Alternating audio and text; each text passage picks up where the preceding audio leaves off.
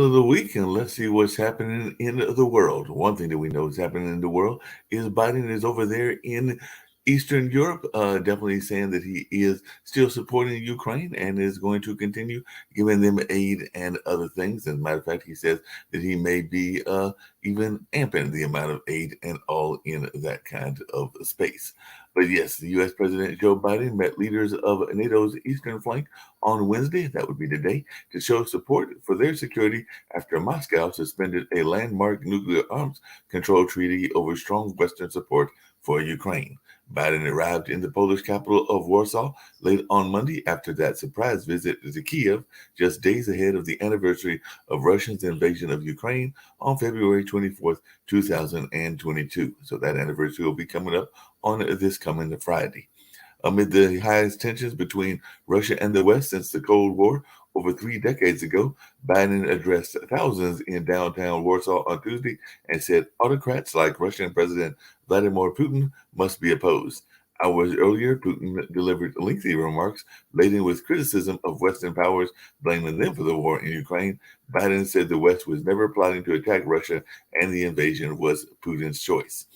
Putin also backed away from the New START arms control treaty, a 2010 agreement that limits the number of Russian and U.S. deployed strategic nuclear warheads and warned that Moscow could resume nuclear tests. To that, Biden said he made a big mistake Biden said that of Putin's decision when asked about it as he headed into the meeting with those Eastern European allies.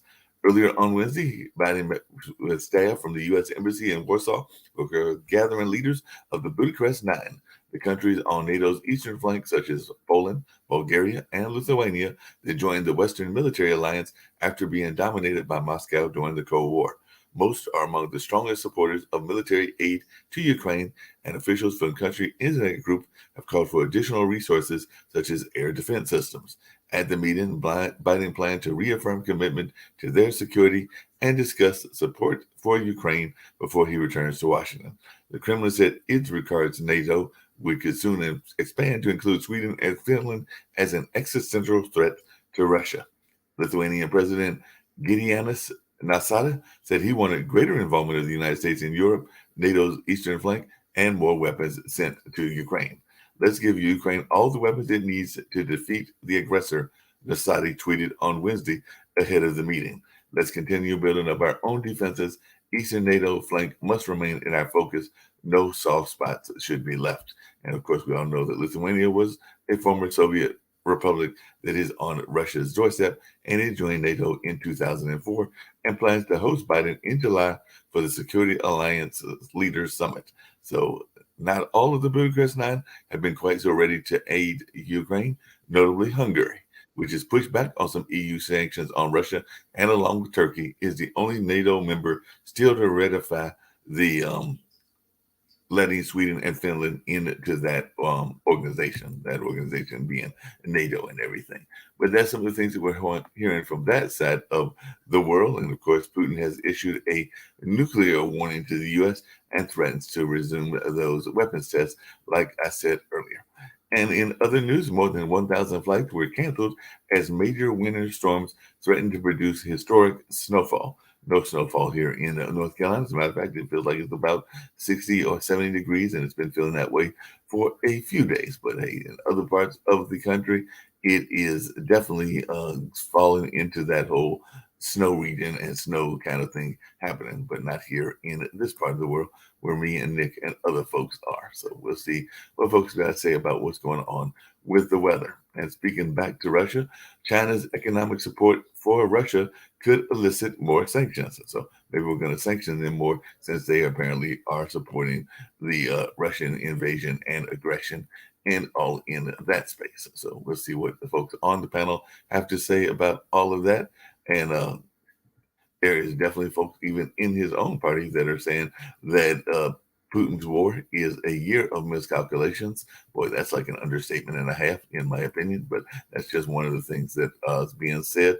And of course, there is even a rift between the military and the Wagner group, because the Wagner chief is accusing Russia's military leaders of treason. So that is something that's going on.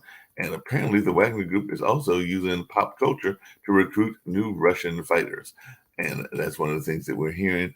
And if you're wondering what's going on in other parts of our foreign policy, the Biden administration has rolled out new asylum restrictions mirroring the Trump era policy. So they apparently are having some policies that are very Trump-like, and that is what is going on as they have announced a new border crackdown.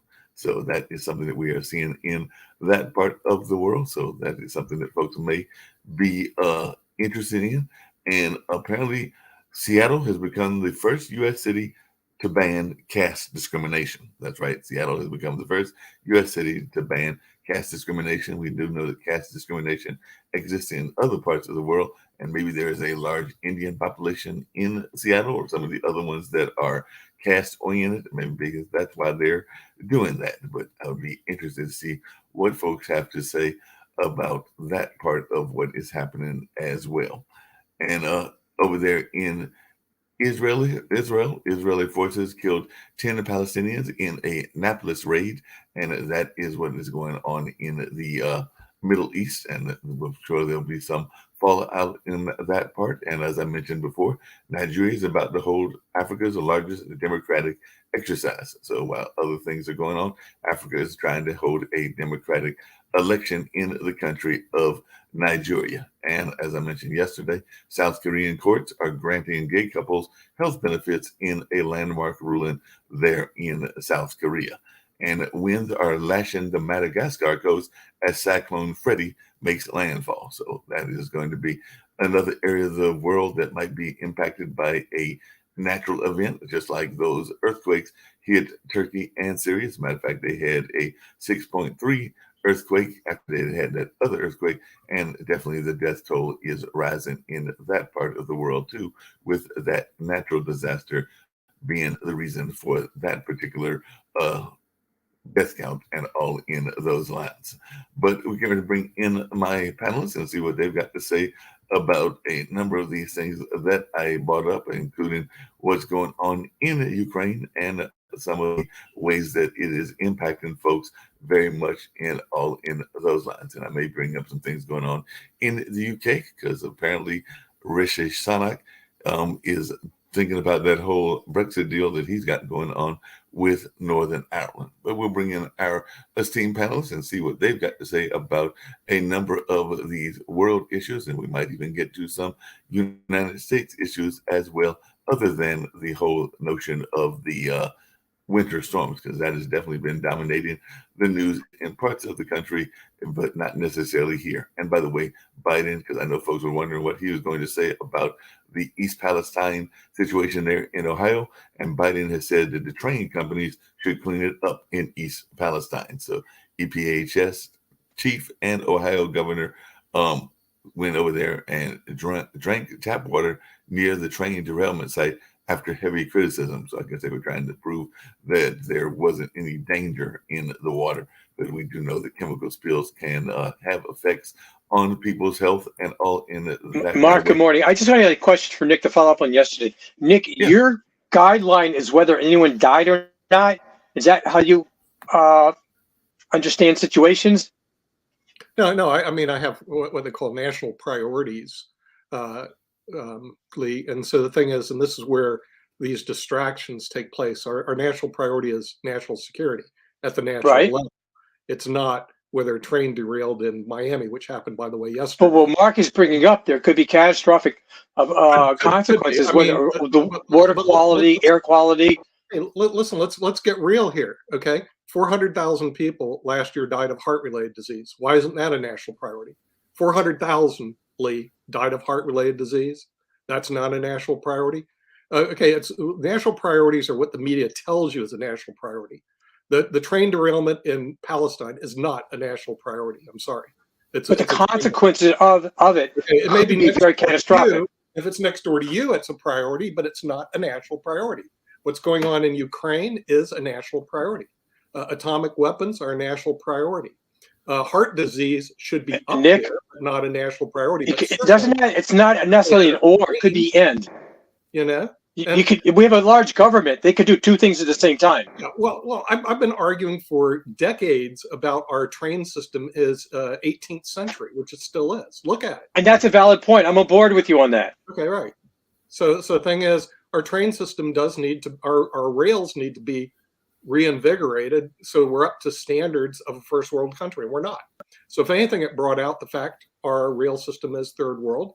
It brought out the fact that, of course, lack of regulation, which there's one panelist who believes lack of regulation is okay, obviously was not okay, because the thing is, as they pointed out quite correctly, what happened is the corporate greed pushed salaries down, and they got rid of a lot of employees in the rail industry to bring profits up. Okay, it's a natural thing of capitalism. All right, and of course, it creates this problem because there's basically very little regulation over the rails. And not only that, there's no real, this guy Butteridge, whatever his name is, worthless, because he has no plan, neither does Biden, on updating our rails to at least be equivalent to Europe or China. Right now, we're third world. Now, did the media bring that out? No, they didn't. Instead, oh, poor me, look at all the gases that were around. But even all that, it's still not a national priority. It's, it's what I call, it falls in the other category. Hey, Nick. So hang on, Mark. Hang on. Because if he's going to have a crack at me, I've never said that we should have. I didn't say anything about you. I've never said that we should have no regulations. And in fact, when it comes to you say one of the panelists here believes in no regulations. I think we all know who that's directed at. So I've never said that we should have no regulations. And in fact, I've actually said previously on several occasions that government regulations is what tempers capitalism, is what makes sure that capitalists don't abuse the public and don't impose a cost on everybody else. I agree with you that there may be some more significant priorities to the United States. However, you mentioned heart disease. Yeah. If the appropriate health departments in America were not paying attention to health issues such as heart disease, obesity, diabetes, all these sorts of things, if they weren't paying any attention to that at all, then you would say, why is the health department not doing anything here? I think that with the EPA not going in and testing the water earlier, with the federal government not saying anything, it's a bad look. They should be saying something about it. I mean, 2 weeks without really saying anything. Pete Buttigieg hasn't really done too much, and I don't think that looks good. That's their department. I mean, this transportation issue is clearly Pete Buttigieg's area. This is what he should be looking after. So that doesn't mean that you can't also go to the Ukraine and you can't also focus on what's happening in Europe. But this is an issue that's affecting Americans.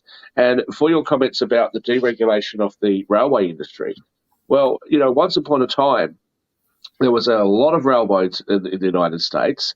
There was a lot of competition in the United States. And what happened? The government stepped in, and all of a sudden, railroad companies became bigger. They became less competitive, and there hasn't been much of an investment there. But I will agree with Biden, actually, that this is the railroad's responsibility to fix this. And whatever the fallout is, whatever the cost of this is, it is the railroad's responsibility. But we know that private enterprise is not very good at taking responsibility for these sorts of things. And so that might be where government needs to step in and say, hey, look, the cost of this is going to be, I don't know, $5 billion, $10 billion, whatever it is, and you're wearing it. That's something that the government needs to do. That's an appropriate use of government power. Government's supposed to be there to protect the interests of everybody and to make sure that the world operates in a relatively fair way. And clearly it's unfair for any person or large corporation to impose a cost on a whole heap of people without compensating them for it. And that's all well and good. But what I'm saying, Shaquille, it's not a national priority. In other words, our number one priority. You're acting, Nick, as though it is down on the list. What you're doing, Nick, is what you always tend to do whenever there's any criticism of the president that you voted for, which is that you will twist and turn reality into something else. Criticism of the president. You're acting as though that because this isn't a national priority in your eyes, it shouldn't even be discussed. The federal government should be like, it should be a discussed, train but derailment with a whole heap of not- chemicals spilt into an area? Oh, who gives a shit? We'll just let that go. There was a derailment in Miami the other day, and somebody actually got killed. Where's the outrage? Okay. Is there a chemical spill in Miami? Is there a chemical spill in Miami? It shouldn't be happening in Miami either, but was there a chemical spill in Miami? Use alert. We have 1.6 million attorneys in the United States that clean up this mess through litigation. So the thing is, that's where. I see. So after you're happy, just to make sure that I understand you correctly, you're quite happy for there to be all these regulations that tell lawyers that they can't criticize the legal profession, that create 70,000 pages of regulations in relation to tax. You're quite happy for the government to step in on all these other things, but when it comes to a massive chemical spill in Ohio, why should the government be involved at all? Let private enterprise deal with it. Hey, Mark, I just asked Nick a question. Hold on a second. I had a quick question to ask. Quickly, I want to follow up on Nick. War in Ukraine is much bigger. Nick, high up on your list is heart disease. What do you, Nick? You brought up heart disease. The federal government. What do you want the federal government to do? Require diets, exercise. How are they supposed to get involved as opposed to personal responsibility? Federal government needs to prioritize their time. In other words, anybody who's in time management or an executive position knows you have to bring to the forefront the most important issues first and relegate the other ones down. Well, that sounds nice, and everybody agrees to that. But what's that to do with heart disease? Heart disease is up there. It's way above a train derailment. So what do you want the federal government to do? Tell you what to eat, when to exercise? Well, the thing is, there is some point to that, Lee. Okay, in other words, this goes back to personal responsibility. A lot of the reasons we have heart disease is we have obesity epidemic in the United States. I mean, right? I agree with that. Area, but come to the South. Come to where Mark Lee lives. Come to my area. Well, actually, Mark lives in Durham, and they're pretty good shape there. But I'm from Georgia. Obesity is rampant. 40% of the population of the United States is overweight and obese. Okay, so what could the government do about it? Remember our fast food nation? Do we really need a fast food nation in the United States? And why isn't that a priority, which kills 400,000 people as opposed to a train derailment in Ohio? So why? I'm on board with that. What are your solutions? Yeah, I'm sorry, you're going to the day? Hold on a second. Nick, are we going to have the government imposing where the McDonald's and other things can be placed? Because I agree that it is the fast food nation. Mark, Bloomberg tried to do that in New York City, getting rid of big gulps. You can't buy something over 16 ounces. It didn't go over well. That's what they call a good start, especially when you're talking about these high calorie soda drinks. See, it's unfortunate that people aren't smart enough to say, "Hey, I'm just going to not drink this stuff." So the thing is, unfortunately, we do need to create a system that discourages fast food nation. It started off by putting the calories on some of these places. No, I got the calories thing, but is David, the founder of Wendy's, ancestors or Ray Kroc's ancestors going to actually, because I don't think either one of them are living, are going to be able to be told where they can place their restaurants and everything? And how is that going to go over? It's like smoking. Okay, why don't we just have cigarettes on every bloody block? It's because Nick figured out cigarettes are dangerous. Nick, when you were a kid, were there calories counts on all the products? We were much thinner back then. Franchises out, shut them all down. In other words, the thing is, we don't need fast food nation. You just get rid of them, and make it extremely difficult, just like cigarettes, for people to get a hold of them. And that I'm not sure if it's going to cure the obesity problem, but it's certainly a step in the right direction. So goodbye McDonald's, goodbye Wendy's, goodbye all the junk food that you love to eat, because it's addictive, it's bad for you, it's like cigarettes, it's like alcohol, and it creates obesity, heart disease, runs up our medical bills in the United States of America. And Nick, there are going to be people like Mark and myself say maybe that's a racist policy, because where are these fast food restaurants? They're in poor neighborhoods for you we can't afford to go to. But the thing is, it could be a positive racist policy, okay? Because the thing is, what happens is it may kill, and Mark will have to do the study on that, an enormous amount of blacks relative to whites. But it doesn't matter. It kills people, all right? And that is a priority, or should be a priority other than a stupid train derailing Nick, whenever Democrats have tried to help people of colour or blacks specifically, hasn't worked out that well. So leave them alone. Yeah, I was going to ask Shaquille, from an economic standpoint, how would that work? Because I'm thinking that would be a serious blow if we took out the fast food. It wouldn't. It wouldn't work. That's why Nick likes it. Just take it out. That's why Nick likes it, because it wouldn't work. It doesn't make any economic sense. A lot of kids would go hungry. They can't get that $1 meal. And I'm 39, Nick. I'm 39 years old. I don't need government to tell me what I can and can't do. If I want to have a cigarette, which I just had, then I'm going to have a cigarette. Thank you very much. If I want to drink too much, which I frequently do, then that's what I'm going to do. I'm 39. My mother hates me smoking, okay, but she's given up on telling me not to, and the government can go and jump in a lake because I will not be giving up for them. Shaquille, along those same lines, because I had a question, it's a legal question, because there's been this whole conversation, we've had it here on the show about discrimination rules and everything. I do not know that much. I've got maybe one or two friends from Seattle, but I don't know that much about Seattle. I imagine there's a large Indian population, but apparently they have added caste to the whole list. So it's now, orientation, race, gender, and now also caste there in Seattle and everything. So is this something we're going to see as a trend? Because they've added this to the anti-discrimination laws, coming to Nick's point about lawyers, because now there's a whole other group of folks that can now decide to sue because they've been added in Seattle. And I know that Marksville and Cary have a large Indian this is just more. That's just the Indians. This is just more. We're going to add caste.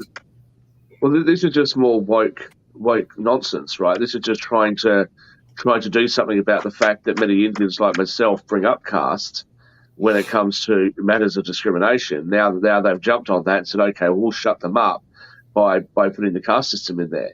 But what you do with somebody like me, my family is so many generations away from India, and it's arguable where we came from. When the British took my family from India, they didn't keep any records or anything like that.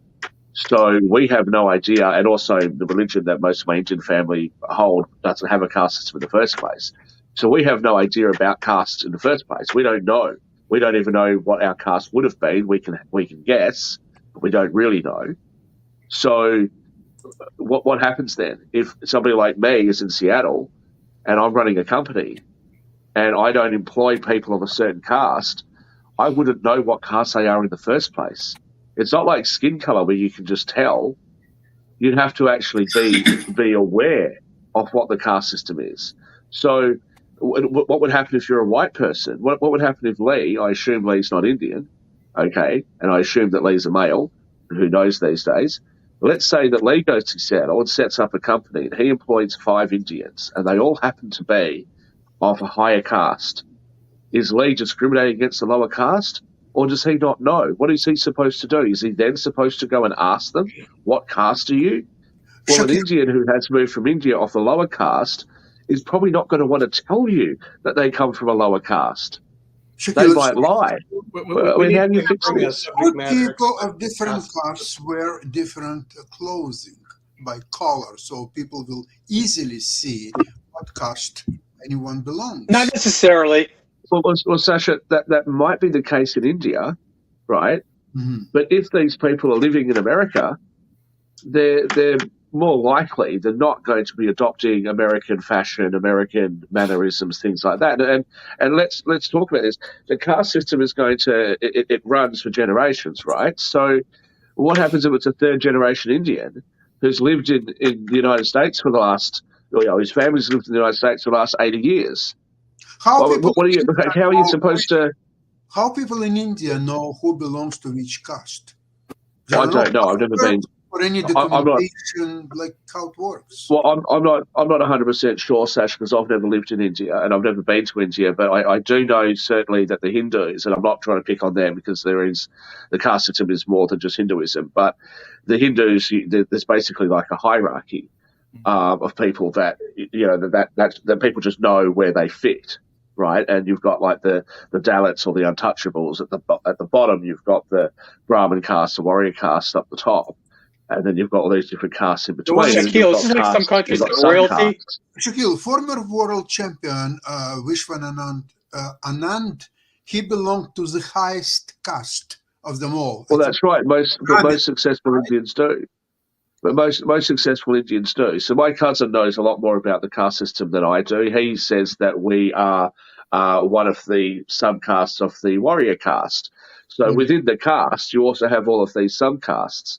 Now, the Brahmin caste, it's a bit interesting because the Brahmin caste didn't really ever do anything. It was always the warrior caste that were, the bankers and they did all this sort of stuff. The Brahmin caste just lived at the temples, but that sort of changed over time. But my point being that you're basically trying to push an anti-discrimination thing onto white Americans and just Americans that don't know anything about the caste system.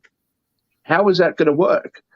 What are you going to do? And as I said, for somebody like myself who is ethnically Indian, what are they going to do? They're going to march me into court and say, well, look, you employed 5 Indians, you employed 10 Indians, but you didn't employ any Indians of this particular caste.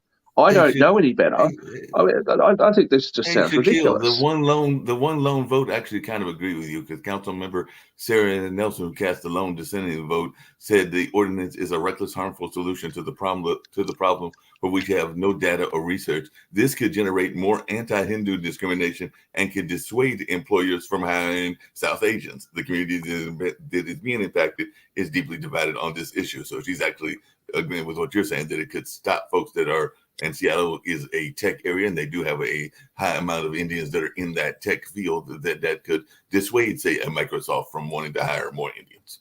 Well, I think what they're trying to do, I understand, right? I do, and I think what they're trying to do is a good thing. I don't think that anybody should be discriminated against, and certainly when you've got like Indian-heavy industries, which tech tends to be dominated by Indians, they're going to know the caste system a bit better. But I would think that this should just fall under discrimination, more generally, because discrimination laws more generally. To make it specific to caste means that, as I said, if you, if Lee sets up a company, if Sasha sets up a company in Seattle, what are they expected to do? How do they comply with this sort of a rule? This is the same thing I said about the LGBTQ community and the non-discrimination rules there. I don't think that anybody should be discriminated against things, for things that are certainly legal for them to do. If you're gay, you're gay.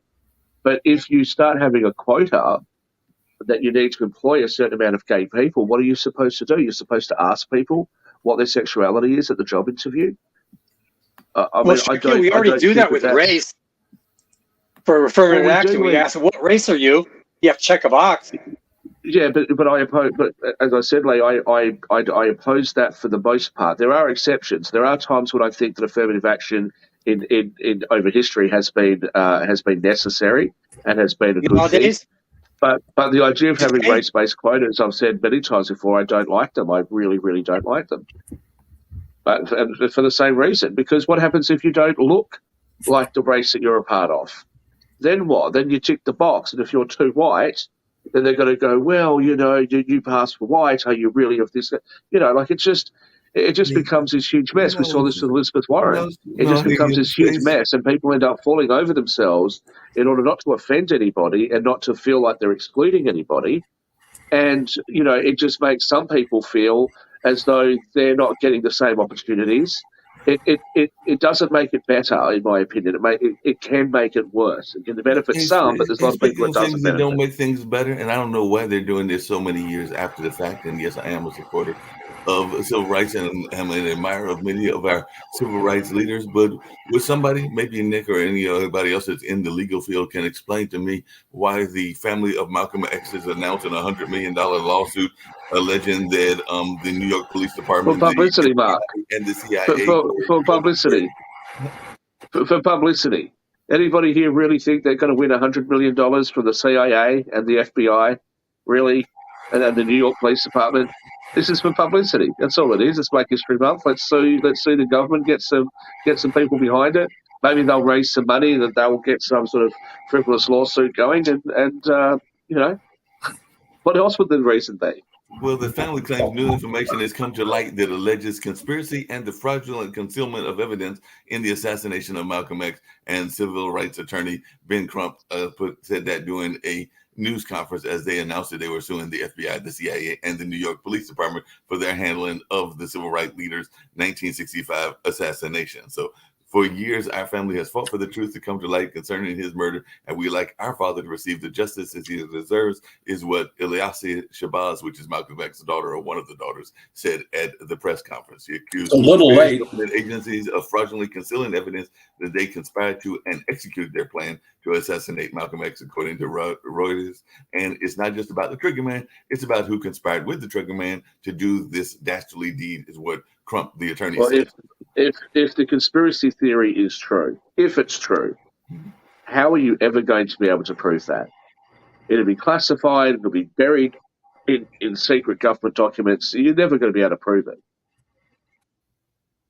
Yeah, that's what I said. It's going to be hard to prove. But, the other time that it's come up is when folks have been prosecuted when they've admitted to wrongdoing. But I'm also not a big fan of going after somebody decades after the case has happened, because definitely there is known facts that there were people involved in the Emmett Till case that admitted to lying and everything, but they're now like 90, 95, 100 or something like that. So I don't know that even sentencing them to prison for their actions of being a teenager or a young person are going to be worth it, because one, I guess you could get the satisfaction of them being prosecuted, but are they actually going to put them in jail? And if they put them in jail, how much longer are they going to be in jail and all of that? So that didn't make much sense. There's no statute. If it's a murder or something like that, there's no statute of limitations on that. And frankly, if you happen to be 95 and you finally get caught for a murder that you committed decades ago, and you have to spend the last few years of your life disgraced in jail, I don't have a problem with that. Mark, what exactly is your problem? On many other crimes, I would say, once enough time's gone by, the crime shouldn't be prosecuted. But if you've killed someone and taken someone else's life, you deserve to have as much dignity as possible. Sorry, Lee. No, Mark, is your problem the length of time, or is it because of the age of the defendant? It's the age of the defendant. It's also, Okay, so let's talk about the age of the defendant. You're giving 95-year-olds permission now to commit crimes? Well, I'm saying if they committed the crime when they were much younger and everything, and then they are finally caught for that crime, how much of that time is gone by, and there's all that contamination of evidence. It happened so long ago and everything. How is it going to be? Let's assume there's no contamination. Let's assume we're not talking about this question of the guilt, okay? Let's say that there's incontrovertible proof that they're guilty. People are still going after Nazi during the, who are there in the camps, rightfully so. Eichmann, obviously, not now, but there are other people who may still, let's say, are alive. And there's clear evidence who was there making orders, following them out, the ovens and whatever else. These people should get a pass just because it's the length of time? Well, by that same notion, there is accusations, and I'm not saying that the accusations are true, because I don't know the accusations. I don't know whether they are true or not. But one of our biggest heroes right now is the leader of Ukraine. If they find out later that he is a member of the Nazi Party, even though he is the biggest supporter right now of everybody's on Zelensky's side, but let's just say hypothetically, he wasn't born during World War II. He's too young. But you can still be a neo-Nazi after the fact of the war. Just because someone's a Nazi, and I think it's horrible, doesn't mean they committed a crime. Am I wrong? No, I got your point, but I'm just saying there are accusations that crimes were committed by neo-Nazis both here and in other countries as well. I'm just saying if those who are guilty go after. The word hero is actually involved in. I think it's very dangerous if we're going to start criminalizing viewpoints because we don't like them as horrible as they may be. Yeah, and I'm saying, and that's even come up. I just talked about Malcolm X and Martin Luther King. There are people that have looked at their history after the fact, and some of that was not the prettiest history in the world. So I guess the question is, how much of that overall picture of the history do we want to look at or not look at? Because that even goes back to, Jefferson had a what some people would call a kept woman in his house and everything. That's what Sally Hemings was in a lot of modern day terminology and all in that kind of way. But that is part of the colorizing of the way that people are viewing Jefferson over the last decade or two. Is that fair? Jefferson was definitely one of the founders, but he was also involved in the slave trade and had a slave mistress. If these are facts, I don't know why someone would want to cover them up. Just to polish the image is this because we looked up to these people. We should give an accurate description of how they lived. That I'm on board, but Jefferson was just a man. That was a different era. Sorry, go. Go on, I'm finished. I think a lot of the Kennedy. No, I agree with a different woman, a different era. Dan, you wanted to say something? Jefferson just was a man ahead of his time. Jefferson was a man ahead of what? Two ways, Dan. Well, he had a black mistress, but she was part of his family. He treated her like family, not like a slave. Right. I mean, he took her to Paris, and there were other things that some folks say that he treated her like a part of the family. There is some argument as to whether he did or did not. And like I said, neither one of us were there at that time and everything. Yeah, none of you were there. The evidence is that he did, though. And so, being critical of Jefferson is a little bit late, So she was very close family to him. Right? Yeah. Poor guy. Poor guy needed companionship in his old age. What can we say? One of the groups, Nick and Dan probably going to get on my case for bringing this up, but we are a news story and we are a news agency to some degree and everything. So what are we hearing about this whole thing going on with the Mormon church? Because that was the other thing that I did see in the news, where they are being fined over claims that they hid the 32 million of investment. So there's all this kind of stuff going on. I don't know anything about it, but they are talking about shell companies as well. So is there any reason? It was a disclosure issue, and they basically gave him a pat on the wrist, $5 million fine, and a $36 billion investment portfolio was a slap on the wrist. They probably came up with some sort of settlement. They are a nonprofit organization. There is some question of whether or not they really have a reporting requirement like that. And for years they didn't. And so it's just a technicality. They blew it and they're paying a fine. Big deal. Gotcha. Well, as long as that's not a big deal, that is a good thing. I was actually interviewing a woman yesterday that's part of the Shirley Lou show that we do on Tuesday, and it's usually their agents who are in the insurance space sharing their lives and how they got involved in that financial space. And at one point she did say that she was involved in I believe it was a Christian church, and was in their budget committee. And she did say that one of the reasons she had to walk away is because she saw that while she had no problem with tithing, that there were some we'll just say indiscrepancies, and she had to make a ethical decision as to whether she was going to be part of that or whether she was going to walk away. And I think she opted to walk away from what I remember of that interview yesterday. But folks can go back and catch the Shirley Lou show that airs on Tuesday to hear her own comments about that. So I don't want to speak words. Mark, I'm going to change a little bit. I have a question for you guys. Congress is the only one that can declare war, not the president. Is there a point in time where Congress is going to get involved with what we're doing with Ukraine? As opposed to give the president permission to do whatever he wants, in terms of sending funds or tanks or whatever? I mean, if the U.S. goes into war action, I think Congress would have to be involved, if I remember. Well, financially, we're there already. Right.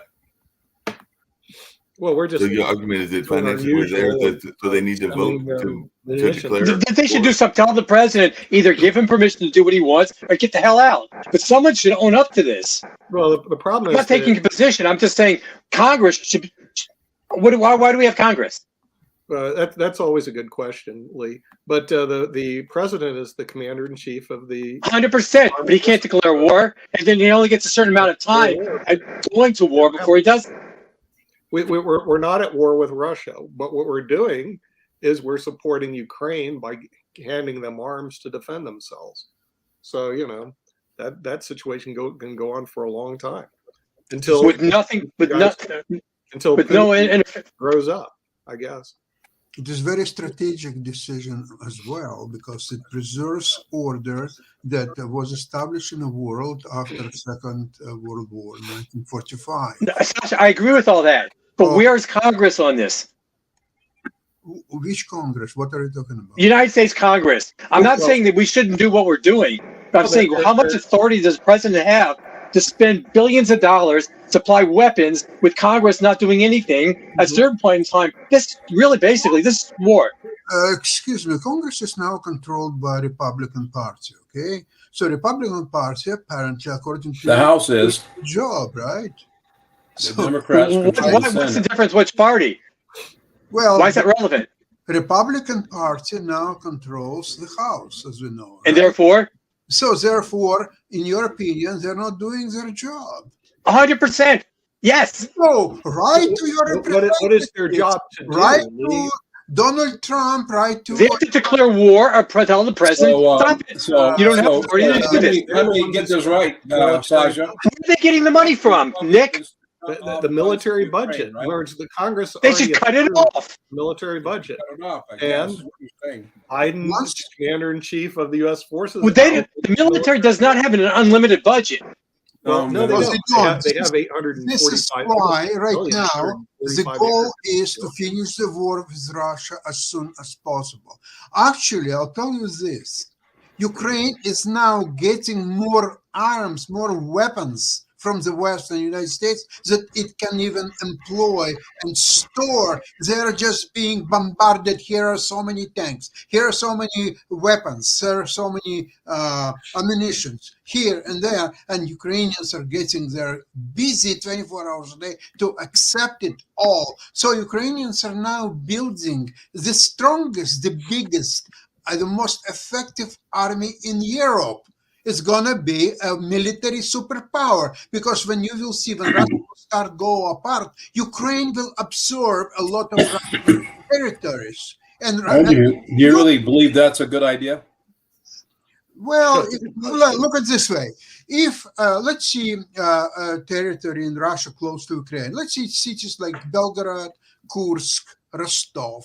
Let's see if they have referendum and they want to get out of Russia. But there will be no Russia, actually, as we see it today. So they want to join Ukraine, simple and pure. So Ukraine now has to vote to accept them to be part of Ukraine or not. Let's see, probably they will vote to accept them. So they will accept probably most of the European territory of Russia.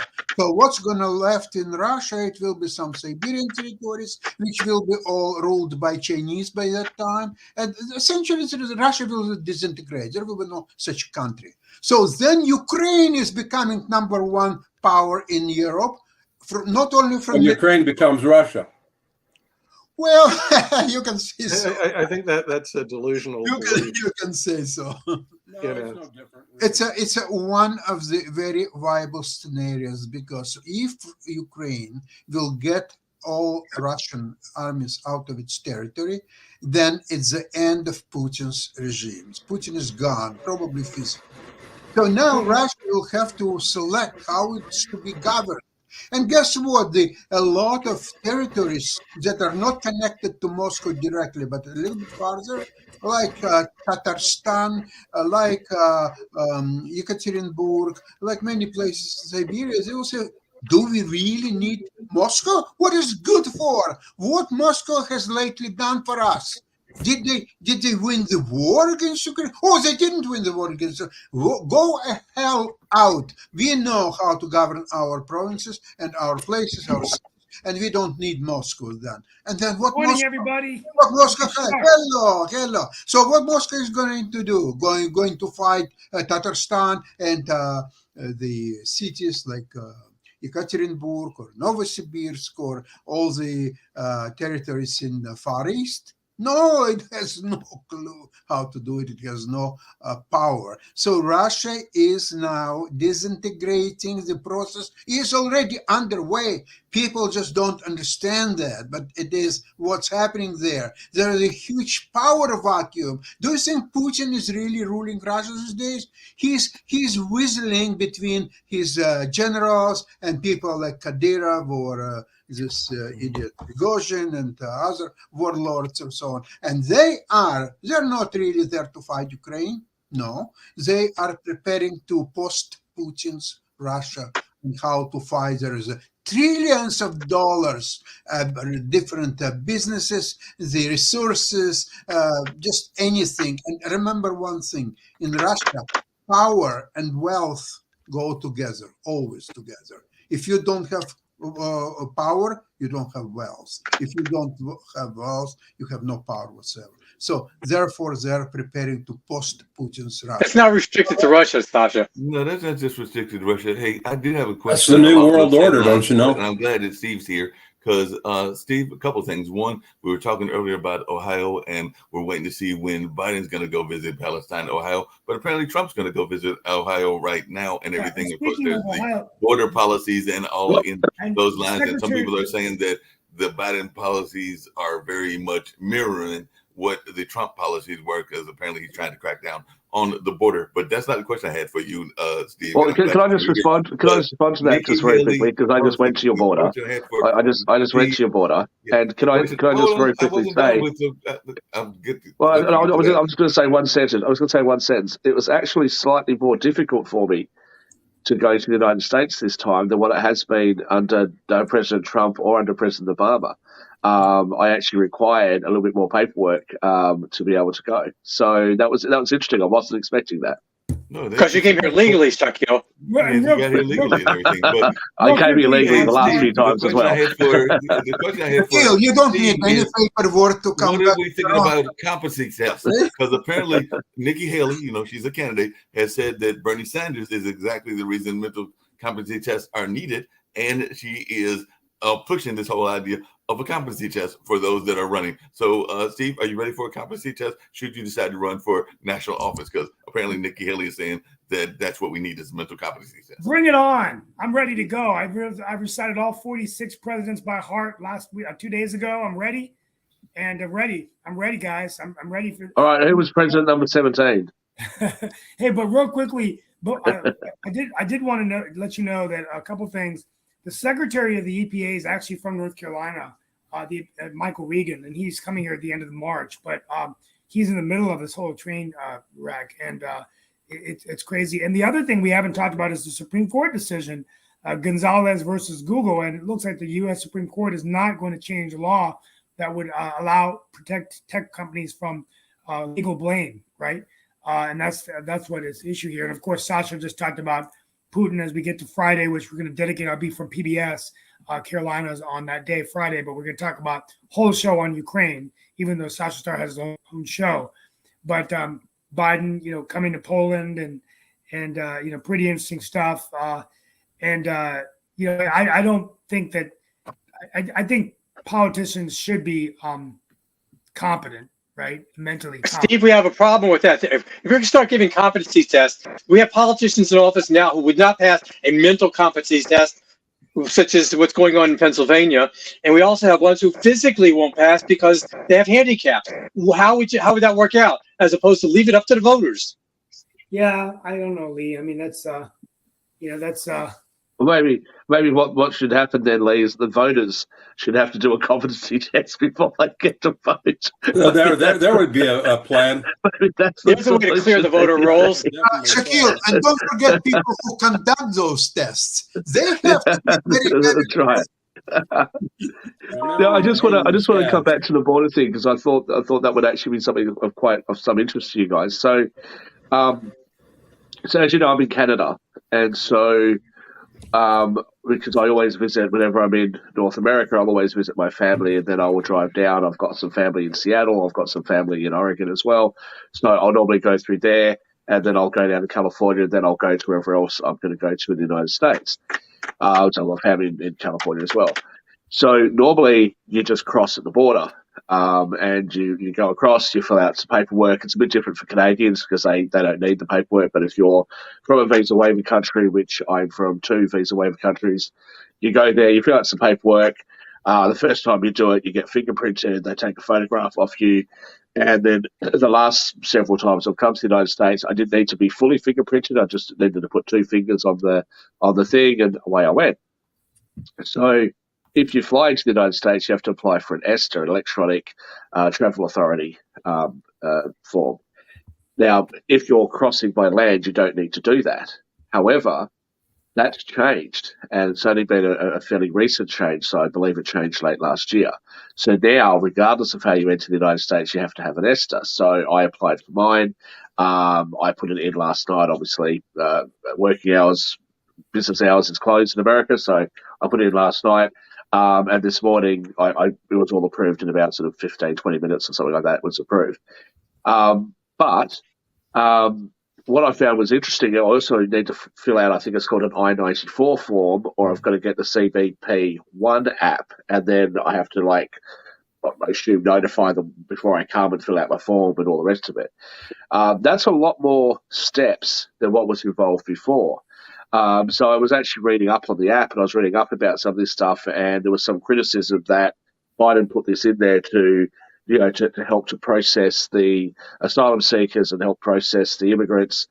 And there was some criticism that some of them have poor English skills, and this was becoming, more tedious for them, and it was unfair on some of them because there was some glitches in the program and all that sort of stuff.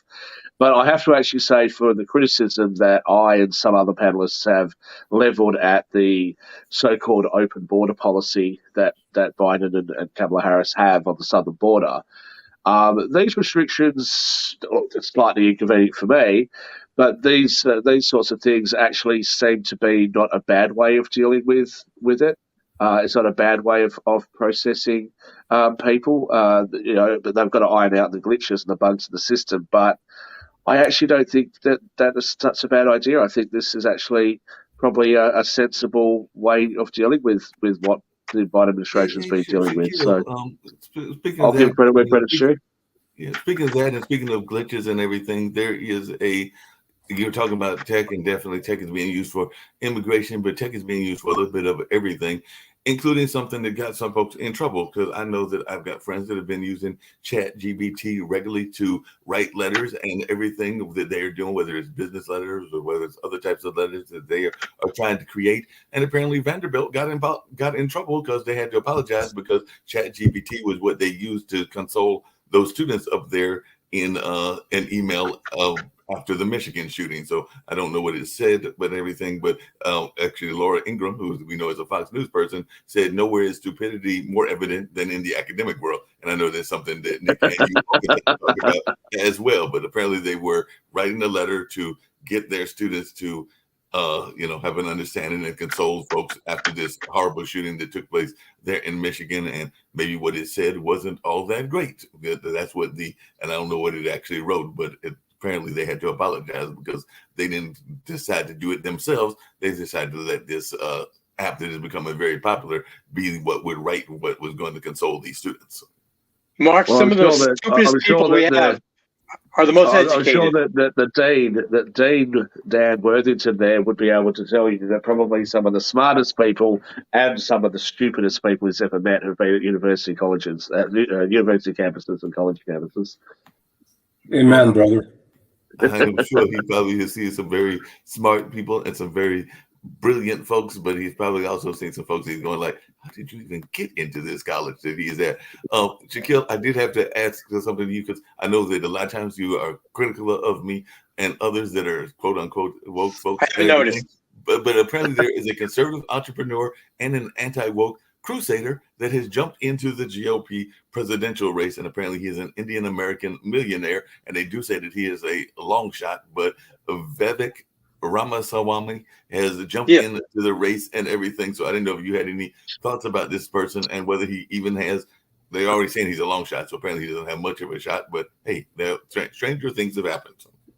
Well, I've never heard of the guy, so I can't have much of a comment. But I will say this. Okay, you have to look him up. I think there's a difference between calling out woke stuff when it doesn't make any sense, and when it's not helpful, when it becomes harmful rather than helpful to a particular cause.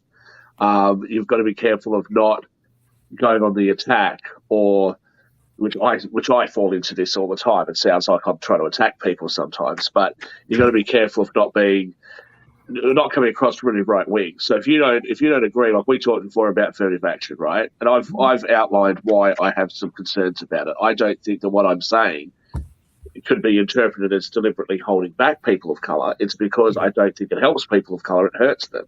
You got to be very careful when you make your argument that if your argument is I'm on your side, but I don't think this is a good solution. That's one argument. If you're just going to call out the woke and just, you're all crazy, you just want to attack them, well, then it just becomes a tit for tat shit fight, and that doesn't help anything. And you see that there was an influencer, I forget his name's at Tate or something, some sort of influencer in the UK that was sort of going on the anti-woke crusade. He got some followers, and then he got in trouble for human rights abuses or slavery or something. I mean, you see a lot of this sort of stuff go on where it's just attacking for the sake of views on the internet. Well, that doesn't really achieve much. Couple of comments about this so-called Republican race. Okay, so there is Trump who declared first, and he's there, and everybody knows what he stands for, and so on.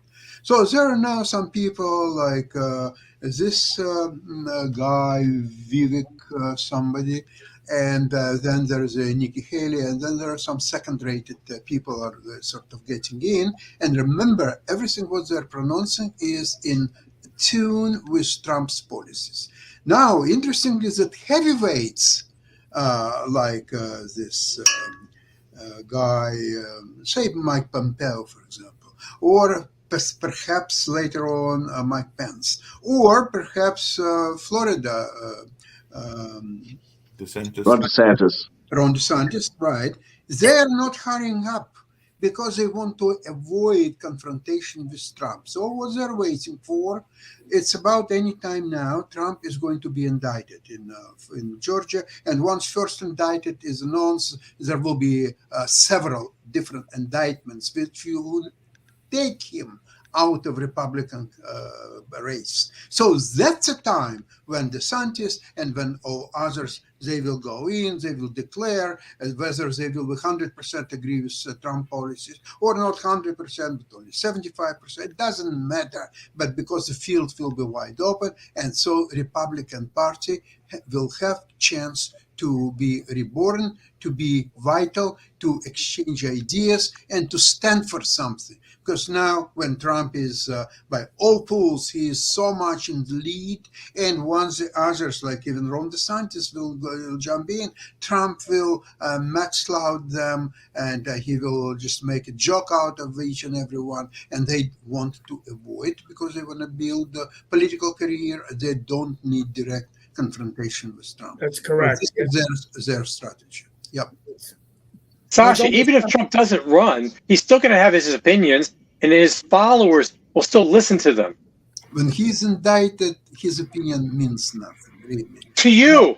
To you, maybe, not to millions of others. Hey, listen, his opinion means nothing to you now, Sasha. So Yep. why does it matter whether he's indicted or not? Well, if he's indicted, that put him in a special category of indicted. Maybe not. You don't know what's going to happen.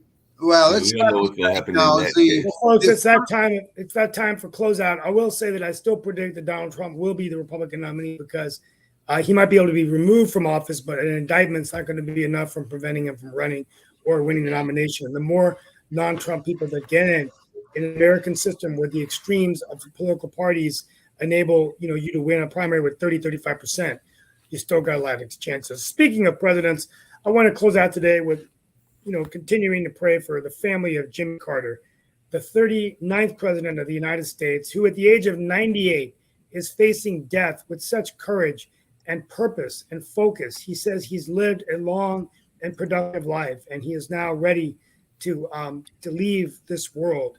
But I will say that he is the one president that I truly believe was able to use the White House as a stepping stone to greater things, helping those around the world to deal with free and fair elections in Haiti, attacking diseases through the Carter Center like guinea worm, helping build homes for Habitat for Humanity. this president worked as hard as an ex-president as he did in the White House. And yes, he wasn't revered as a very effective president and was a president during the Iran hostage crisis and the oil embargoes, and I mean, just the oil crisis and everything going on. But I think history will remember him as a president and a very engaged global citizen, a winner of a Nobel Peace Prize. I will end with this. I met him at Emory University, and the one thing people don't remember about him was that he was a very stern and strict man. Even if copies were double-sided, if pens were misplaced on his desk, the president would scream and get angry, and many people would be afraid when he would come in. They would actually take 2 days off. He wasn't the soft-spoken kind of gentle Southern gentleman. That sounds mature. But one day a student asked him. Anger management problem. But one day a student asked the president, they said, didn't you make mistakes, small mistakes when you were growing up? And he said, no, I did not. Because you don't grow up on a farm, work 3 jobs, go into the United States Navy, captain a submarine, go become a legislator and a governor, and then the president of the United States. This was a man who dotted the I's and crossed the T's. And I think that he was one of the finest citizens our nation to produce. We wish him well. I know Republicans out there thought he was an awful president, but I've talked to many, many Republicans who believe He was a lousy president. Most people think he's a lousy president.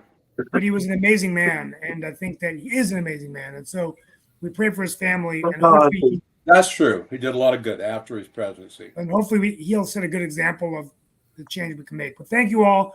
We'll be talking about Ukraine tomorrow. I'm working on getting us a special guest for Friday. We're reaching out to Professor Claus over at UNC, and we're going to be talking about Ukraine on Friday from PBS Carolina. Thank you all so much for being Steve, with us. I'm about to come to America. I'm going to make no more comments about American politics. I'm just going to watch you guys. Can you arrange the popcorn, please? This is going to be fantastic. Popcorn's fun. Popcorn's fun. I love it. I got some over there. Popcorn. I'll bring up the popcorn. Thank you, guys. Be safe. Yep. All right.